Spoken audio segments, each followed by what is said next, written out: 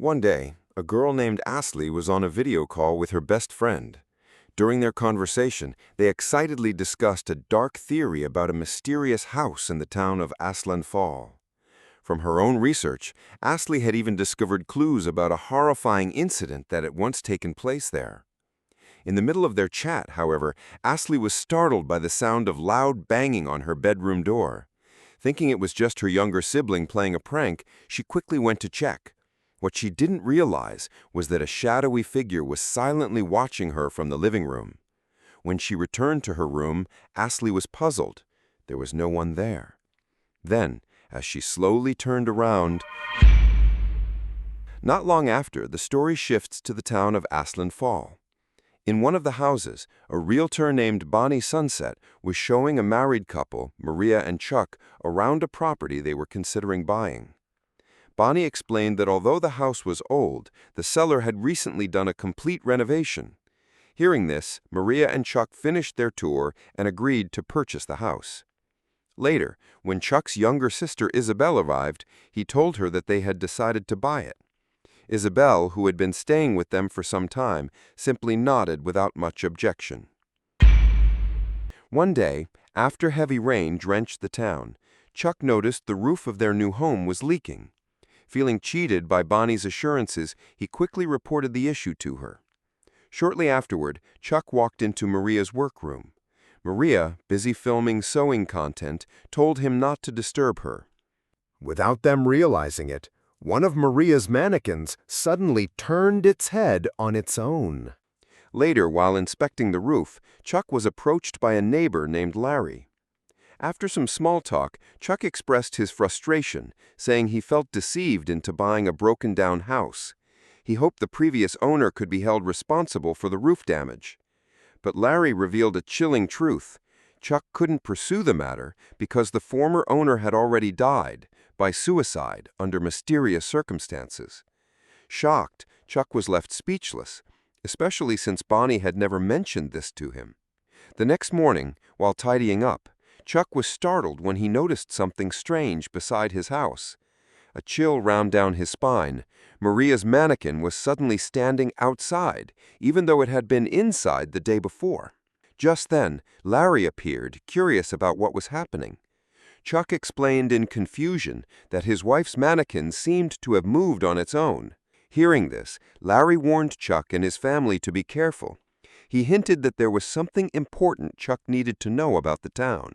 Larry then suggested that Chuck visit the city library to learn more, and if he wanted even greater detail, he could join Larry's private community. Soon after, curiosity led Chuck to the library to research the history of Aslan Falls. He was puzzled to find a stack of books suddenly piled in the hallway. Assuming it was just someone messing around, he decided to leave. A moment later, Ashley appeared, visibly shaken. Struggling to keep her fear in check, she warned Chuck not to dig into the town's past. She didn't want him to suffer the same fate she had. But to Chuck, her warning sounded exaggerated, and he ignored it. Back home, still curious, Chuck began reading a book about Aslan Falls history. He soon heard someone at the door and found his student Olive arriving for her lesson. Chuck, who once studied piano himself, now worked as a piano teacher. Before starting, he tested Olive's skills. Seeing how nervous and unsteady she was, Chuck stepped into the kitchen to grab some water. Suddenly, piano notes echoed through the house. Thinking Olive had started on her own, Chuck returned only to find her pale with fear. Sensing something was wrong, he checked the room, but whatever he had glimpsed was already gone. Terrified, Olive hurried to leave. Before going, she confessed that a frightening woman had just been sitting beside her, playing the piano. Not long after experiencing a series of strange terrors, Chuck decided to visit the discussion group Larry had mentioned. This community focused on mysteries and bizarre hauntings that plagued the town of Aslan Fall. During the meeting, a woman named Molly claimed she had witnessed something unsettling earlier that afternoon at the library, an event she believed signaled the presence of a restless female spirit haunting the town. Her story was supported by Ashley, who admitted she herself had been tormented by the same entity. Hearing this, Chuck immediately asked who the woman was, especially since his student Olive had also experienced a similar terror that very evening. Another member, Taryn, revealed the spirit's name, Helen Foster. According to him, Helen's tragic death in the 1940s had cursed the town of Aslan Fall. Local legend claimed that anyone who gossiped about Helen would be marked by her ghost, tormented, possessed, and driven to end their own life. At that moment, an older man named Thomas spoke up. He insisted that the only way to break Helen's curse was to destroy her accursed house. But the problem, he explained, was that Helen's home on Forest Road number 825 had been erased from public maps, making it almost impossible to find. As the group debated, Larry suddenly froze. He sensed something moving at the top of the staircase. To their horror, Helen's ghost was drifting nearby. Panicked, Larry urged everyone to end the meeting immediately. But as the others prepared to leave, Chuck's curiosity got the better of him. From a distance, he noticed a figure lurking inside a church. When he looked closer, he felt a chill. Something about the figure's strange behavior terrified him. While her brother was busy negotiating with realtor Bonnie, Isabelle curiously wandered upstairs to explore the rooms. She had no idea that in one of those rooms, the ghost of Helen Foster was silently watching her. Time passed, and after moving into the house, Chuck grew worried when he overheard Isabelle talking to herself. But Isabelle quickly explained that it was part of her psychiatric therapy. She had been struggling with mental health issues ever since the loss of their mother, and moving in with her brother was her way of trying to start a new life. Still, Chuck was unsettled when he saw the disturbing drawings Isabelle had made. One picture showed a young girl being gripped by horrifying hands. Chuck dismissed it at the time, believing it was only an expression of the depression Isabelle was battling. One night, as Isabelle slept, she was haunted by a terrifying nightmare. Visions of her mother's tragic death that still lingered in her trauma. Later that evening, feeling restless, she sat down to play the piano. When Chuck came home, Isabelle immediately called out to her brother. With a worried look, Chuck admitted that he had just returned from a community meeting in the neighborhood. Moments later, Isabelle shared troubling news. Her acquaintance, Ashley, had been found dead earlier that day in what appeared to be a suicide. Isabelle revealed that only days before her death, Ashley had confided during a video call that she was investigating the curse said to plague their town. Shaken, Isabelle also admitted that she had been suffering from recurring nightmares about their mother's fatal accident. Trying to steady her, Chuck urged her sister not to dwell on such thoughts, warning that it would only make her depression worse. The next morning, as Chuck was preparing to head out, he was surprised by the arrival of a man named Luke, who introduced himself as a friend of Isabelle. Moments later, Isabelle appeared with her usual sharp demeanor and immediately invited Luke upstairs to her room. Once inside, Isabelle pressed him to share what he knew about the mysteries of the town. Luke hesitated, but then revealed a chilling truth.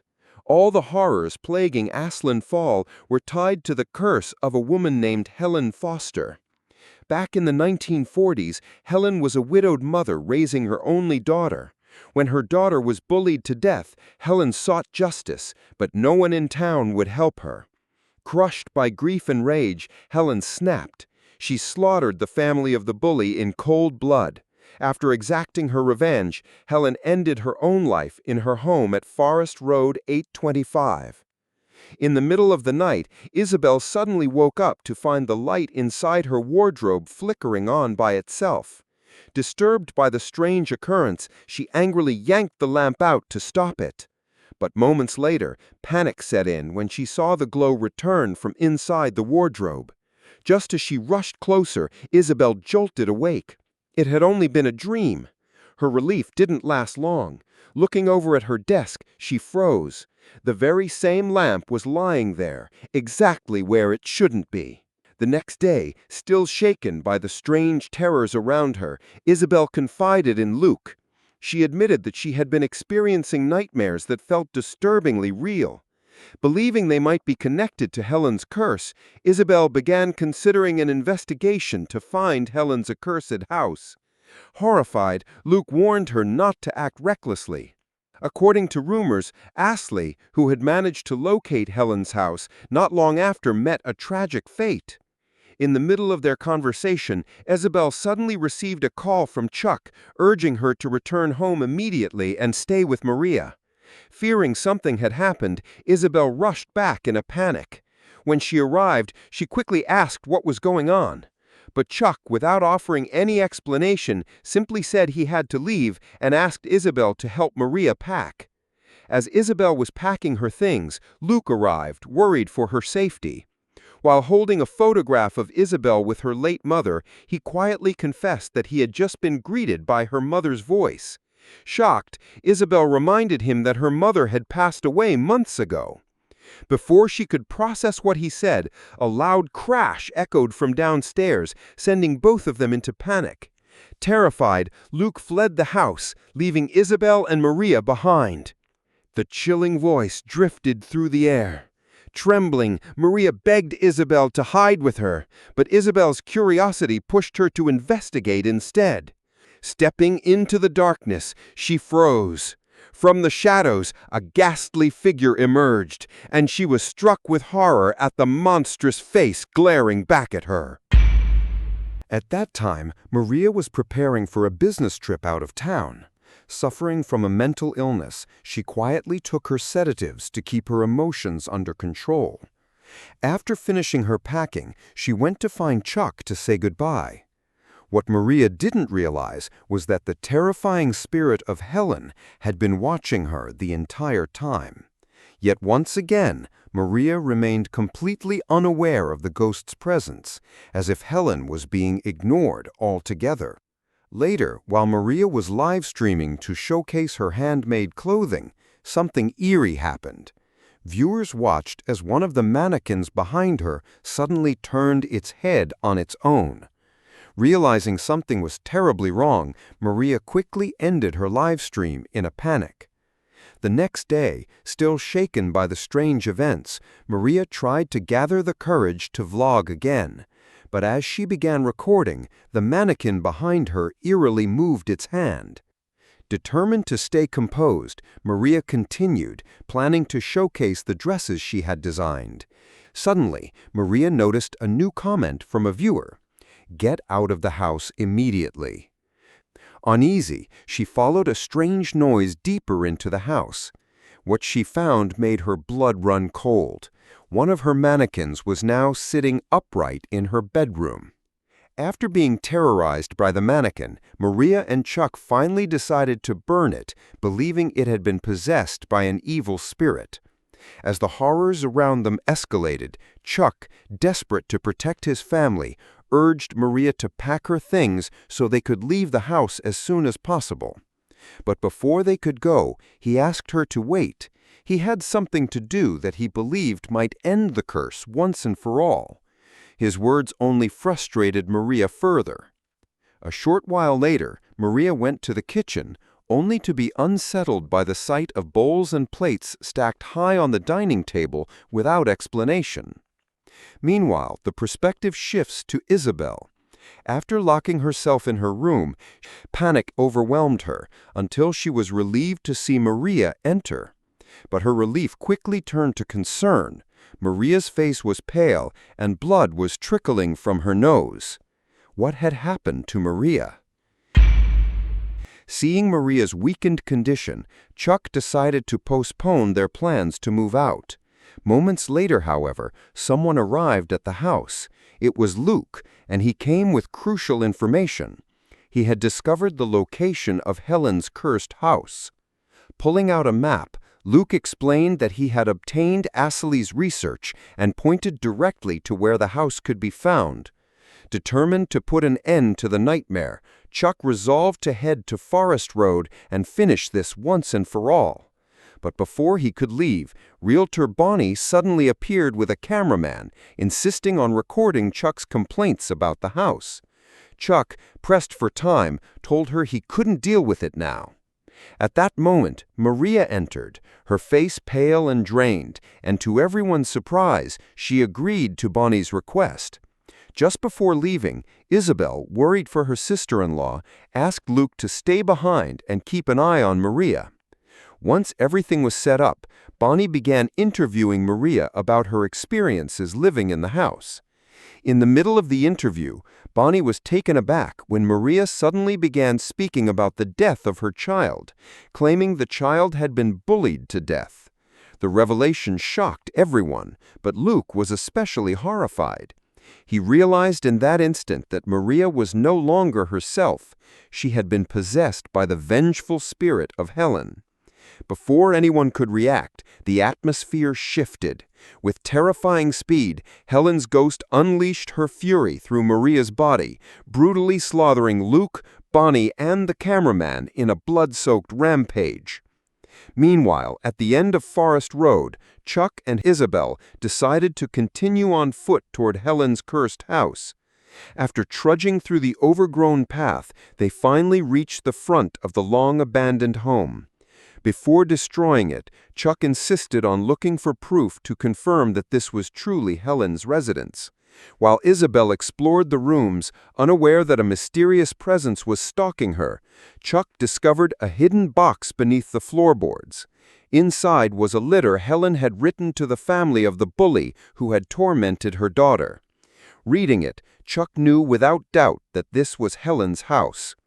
Panicked, he rushed to find Isabelle, but it was already too late.